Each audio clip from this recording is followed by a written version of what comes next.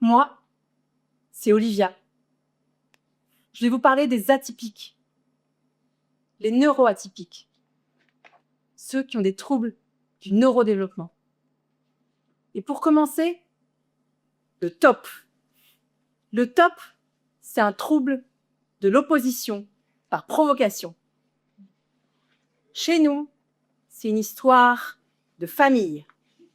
On est TOP de génération en génération, de père en fille et de fille en fils. En général, quand il y a un TOP, il y a un TDAH qui est pas bien loin. Un TDAH, c'est un trouble de l'attention. Non, on dit plus ça. C'est un trouble du déficit de l'attention, avec ou sans hyperactivité. Non, on dit toujours ça. On dit maintenant un TDAH, c'est un trouble de l'opposition, pas du tout. C'est un trouble du déficit de l'attention avec prédominance inattentionnelle ou impulsivité.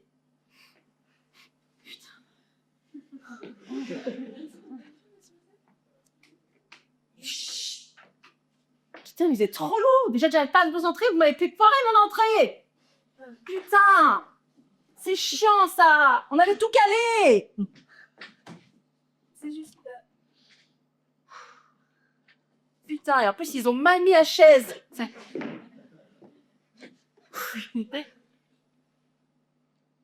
On reprend. Moi, c'est Olivia. J'ai un TDAH, un TOC et je suis HPI, haut potentiel intellectuel. C'est pas pour me la péter. Avec mon compagnon, on a 2 enfants. Il y a Arthur, qui a 11 ans. Il est normal. Il y a Lucas, il a 8 ans. Il a un TDAH, un TOP, il est HPI et il a un TSA. Un TSA, c'est un trouble du spectre autistique. Niveau 1, un type léger, je préfère préciser. Il est aussi dyslexique, dysgraphique et dysorthographique. Alors non, c'est pas léger ce qu'il a, Lucas, non. C'est le grand chelem des troubles du neurodéveloppement.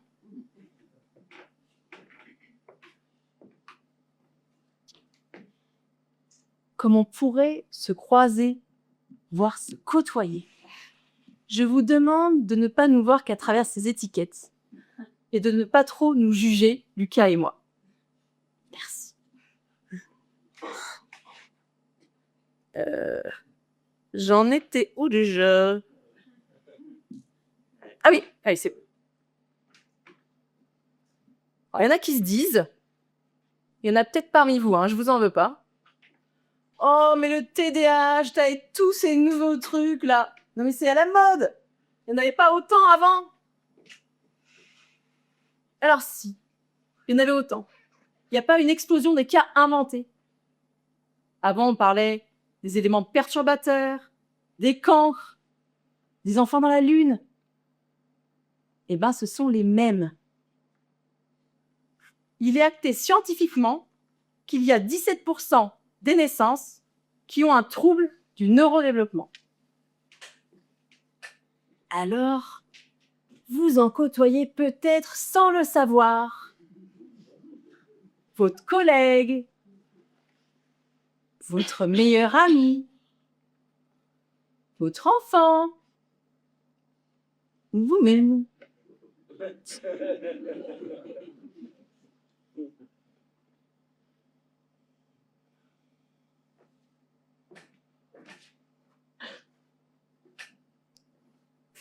Alors, je vous assure, c'est pas une mode ce que je vis, moi. C'est une chute. Et il n'y a personne pour me retenir.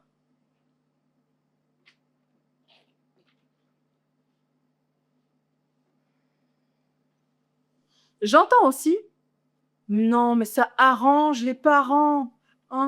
Qu'est-ce qu'ils nous inventent? Motricité libre, Éducation positive et bienveillante. Montessori. Alors que leurs enfants, ils sont juste chiants et mal élevés. Oh, putain. Qu'on soit clair. On a peut-être merdé dans l'éducation de nos enfants. Mais on n'a pas tout merdé. Et non, c'est pas une carence éducative, putain.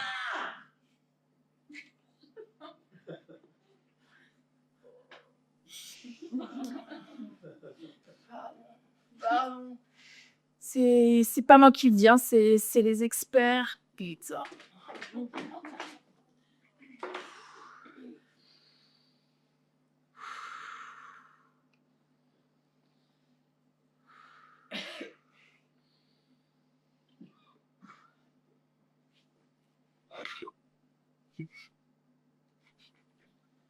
Et vous savez ce qu'il m'a dit, mon mec, dernièrement? Il est par là, d'ailleurs. On est tous un peu TDAH, HPI et autistes. Certains plus, certains moins. Putain, mais j'ai cru que j'allais craouiller, putain. Il a rien compris ou quoi? C'est des troubles. On les a pas.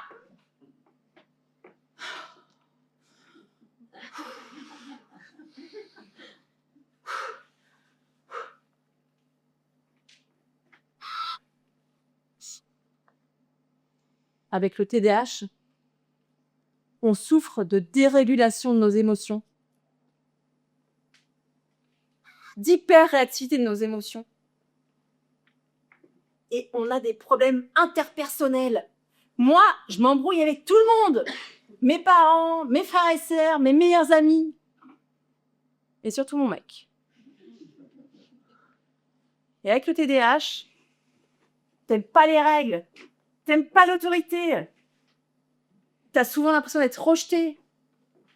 T'es accro au plaisir immédiat et aux nouveautés, sinon tu t'emmerdes. T'as une hyperactivité physique et mentale. T'as des problèmes d'organisation. Moi, j'ai une to-do list et une to-do list de to-do list. Et on a une dérégulation de l'attention. Soit je suis hyper focus sur ce que je fais et j'oublie d'aller chercher mon fils à l'école. Soit je me concentre sur rien et j'oublie mon ordinateur dans le train. Et en plus de ça, je suis impulsive, sans filtre. Je déteste patienter. Je parle trop vite, trop fort. Je coupe la parole. Je prends trop de place. Je suis trop intense. Alors, clairement, hein, c'est un handicap, soi-disant invisible. Mais il est bien présent, hein.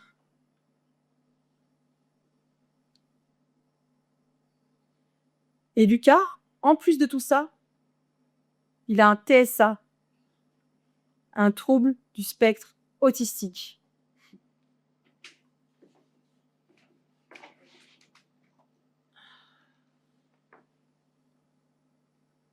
Lucas, il est coupé de ses émotions et de celles des autres. Il comprend pas bien les seconds degrés. Il peut paraître insolent.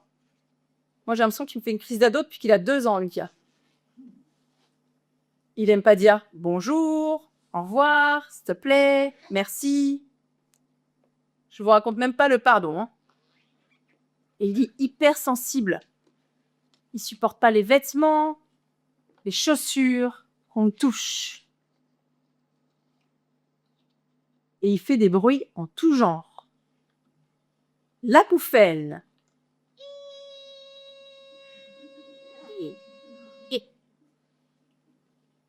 Il fait aussi la baleine. Désolée, je fais pas super bien la baleine. Et il fait le chien. Mais hargneux, le chien.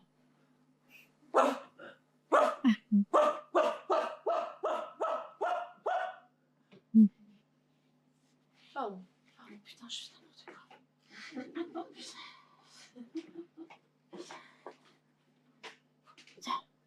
C'est chaud, sinon. C'est chaud, vous. Putain, désolée, je vois un point.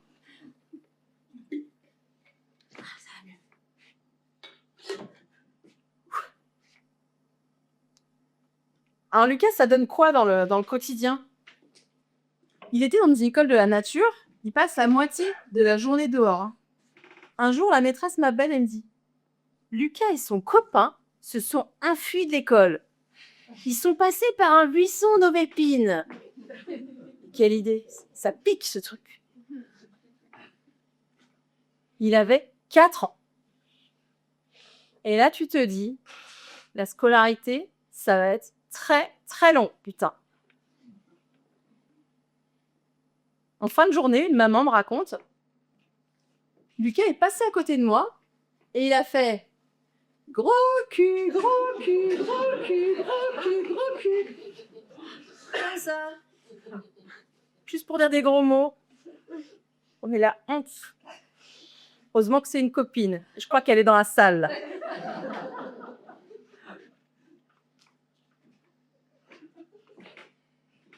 Une autre fois chez le médecin, le médecin demande à Lucas d'ouvrir la bouche et de faire « Ah !» Qu'est-ce que tu fais? Non.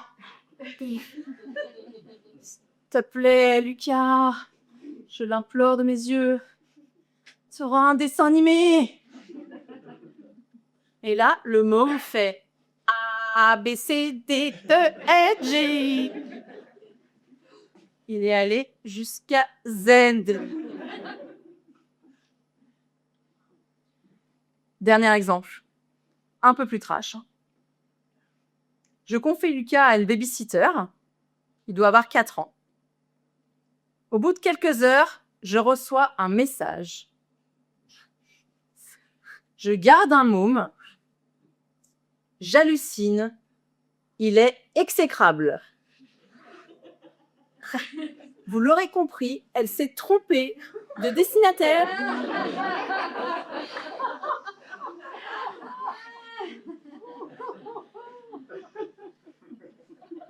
Et ça ne s'arrête pas là.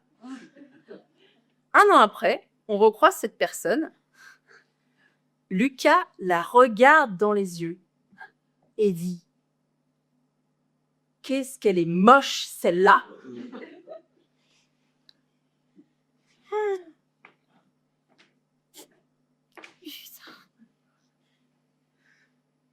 Et il y a les phrases qui font mal. En fin de soirée, un copain, mais il a un fond méchant, Lucas, non? Il essaye de se rattraper, il me dit, enfin, il a l'air méchant. Putain, mais je viens de passer 2 heures à te raconter ce qu'on vit.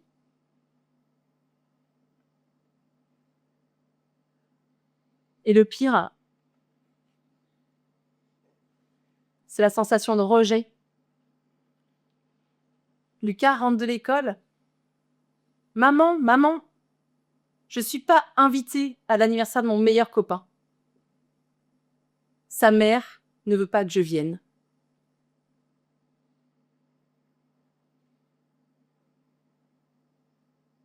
Nous, les parents, ça nous a blessés. Et lui, qu'est-ce qu'il a pu ressentir?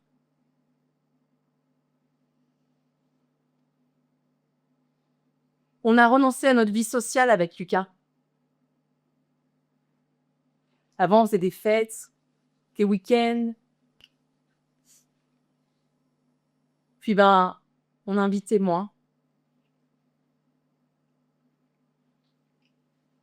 On était moins invités. Et un jour, on n'était plus du tout invités.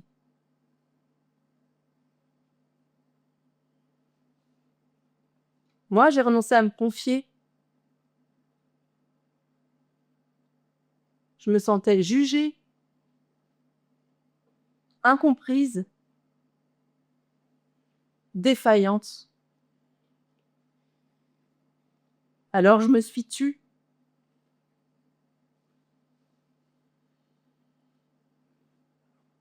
Il y a des jours, j'ai envie de baisser les bras. Je me sens épuisée psychologiquement et physiquement, au bord de l'effondrement.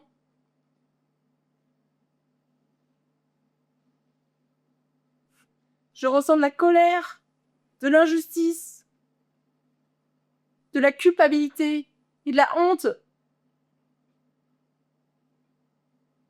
Et j'ai honte d'avoir honte.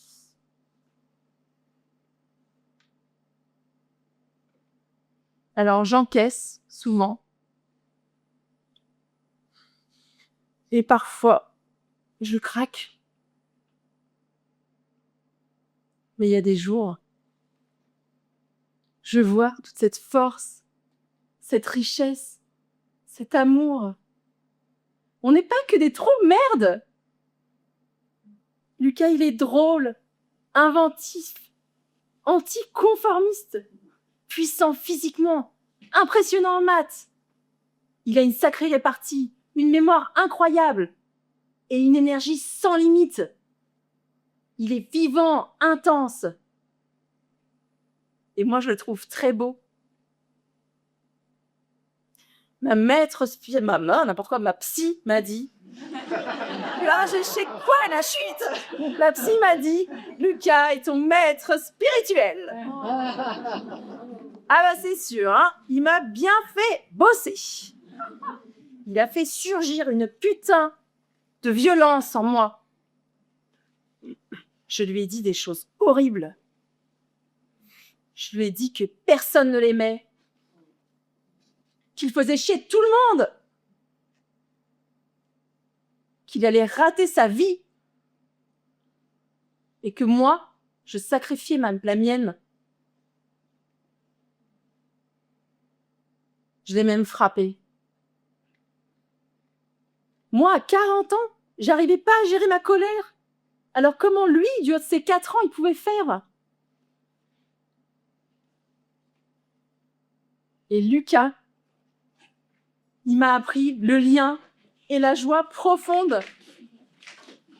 Avec Lucas, on fait du trampoline, on saute partout et on s'éclate. Avec Lucas, on fait des temps fous dans le lit. Lui, c'est le lapin et moi, je suis le pingouin. Avec Lucas, on adore regarder des vidéos gags. Et on se marre. Avec Lucas, on lit des BD d'aventuriers. On galope sur des chevaux en Mongolie. On fait du chien de traîneau dans le Grand Nord. Et on s'imagine gravir les montagnes. Puis, on devient des moussaillons et des capitaines. Et on vogue sur l'océan. Ah bah l'océan. Iceberg en vue.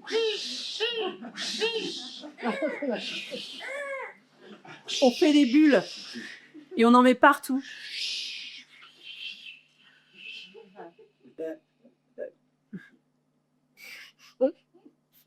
Avec Lucas, j'ai tout essayé.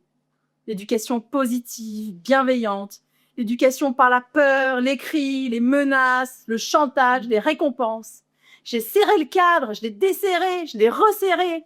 J'ai contacté le CMP, la MDPH, le CEDA, la PCO. On a vu des thérapeutes en tout genre. Neuropédiatres, pédopsychiatres, neuropsy, ergothérapeutes, psychomotes, orthophonistes, orthoptistes. On a baissé le sucre et les écrans.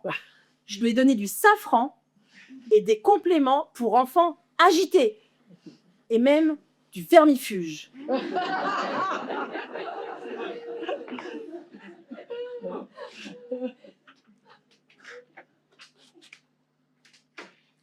Et je suis allée voir une chamane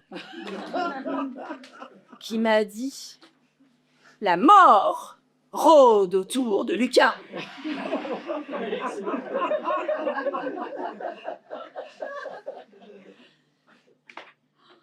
Et moi, j'ai pris du CBD, de la mélatonine, de l'ashwagandha, des fleurs de bac et de la mélisse. J'ai fait des bains froids, des cercles de chants sacrés, des groupes de parole, des thérapies de groupe, des constellations familiales, de la cohérence cardiaque, des rebirths, de la médecine symbolique, des retraites en silence, de la pleine conscience. J'ai aussi fait des régimes sans lactose, sans gluten, sans sucre, sans rien quoi. Et j'ai fait des défis sportifs à la con.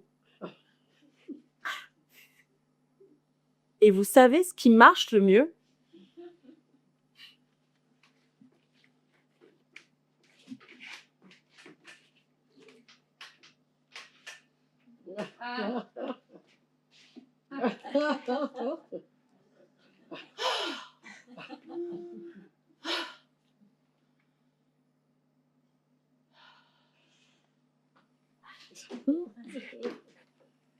Assumer la honte, c'est elle qui nous permet de nous réinventer. Jean-Paul Sartre disait « Ce qui est important, ce n'est pas ce que les autres ont fait de nous, mais c'est ce que nous faisons nous-mêmes de ce que les autres ont fait de nous. » Désirer la norme, c'est se soumettre à ce qu'il y a de plus sectaire, fanatique et cruel. La norme est d'autant plus inatteignable qu'elle est une image artificielle qui nous demande de corriger chacun de nos petits écarts pour s'en rapprocher. Cette idée n'a pas de réalité. Par contre, cette croyance crée les catégories, la concurrence, les rapports de domination, la guerre des uns contre les autres. Personne n'est normal. Personne n'a jamais été normal. Nous sommes des humains civilisés qui le croyons être civilisés, alors que nous sommes tous des monstres fantastiques, des normonautes.